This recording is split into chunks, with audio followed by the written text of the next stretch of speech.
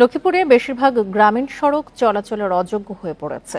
সড়কে খানাখন্দের কারণে প্রায়ই ঘটছে দুর্ঘটনা। বেহাল সড়কের জন্য প্রতিনিয়ত দুর্ভোগ পোহাচ্ছেন স্থানীয়রা। স্থানীয় সরকার প্রকৌশল অধিদপ্তর বলছে, সড়ক সংস্কারে অনুমোদন পেলেই শুরু হবে কাজ। এখন জন্ম সনদ দিয়ে খোলো বিকাশ স্টুডেন্ট অ্যাকাউন্ট। নিজের বিকাশ নিজে কর। লক্ষ্মীপুরের বটতলী দত্তপাড়া ও কচুয়া সড়ক। এই সড়কের ৮ কিলোমিটার এলাকা খানাখন্দে বেহাল, অথচ ১ বছর আগে কোটি টাকা ব্যয় সংস্কার হয় সড়কটি। আশপাশে কয়েক হাজার মানুষ চলাচল করে এই সড়ক দিয়ে। পাশাপাশি হাটবাজার, স্কুল, কলেজ, মাদ্রাসা সহ ২০টি শিক্ষা প্রতিষ্ঠানের শিক্ষার্থীদের যাতায়াতের একমাত্র পথ এই সড়ক। কিন্তু সড়কের অবস্থা এতই নাজুক, চলাচলে অনুপযোগী। প্রায়ই গর্তে যানবাহনের যন্ত্রাংশ নষ্ট হয়ে ঘটছে নানা দুর্ঘটনা। এমন খাদা যে বড় বড় টাগুলো আটকে যায় এবং তাদের ব্যারিক ভাঙি যায়, এক্সেল ভাঙি যায়, ভাঙি যায়, যাতায়াতের কষ্ট, যাত্রীর কষ্ট, সব দিকে দুর্ভোগ।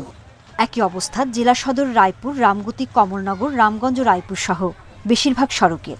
স্কুল, কলেজ, অফিসে পৌঁছাতে লাগছে নির্দিষ্ট সময়ের চেয়ে বেশি। সবচেয়ে বেশি দুর্ভোগে রোগীরা।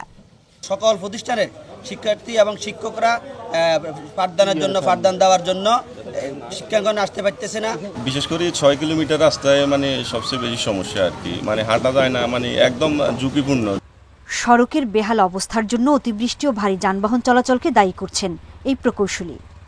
রেমালের প্রকল্প প্রস্তাবনা পাঠাইছি এবং এই অর্থ বছরে জিওবি মেনটেন্সের আমরা প্রস্তাবনা দিছি এবং অতীত বরাদ্দ আসলে আমরা দ্রুতই ২-১ মাসের মধ্যে আমরা এটার প্রাক্কলন অনুমোদন হয়ে কাজ শুরু করে দিব ইনশাল্লাহ।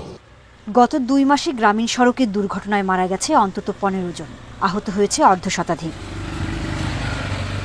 Independent news.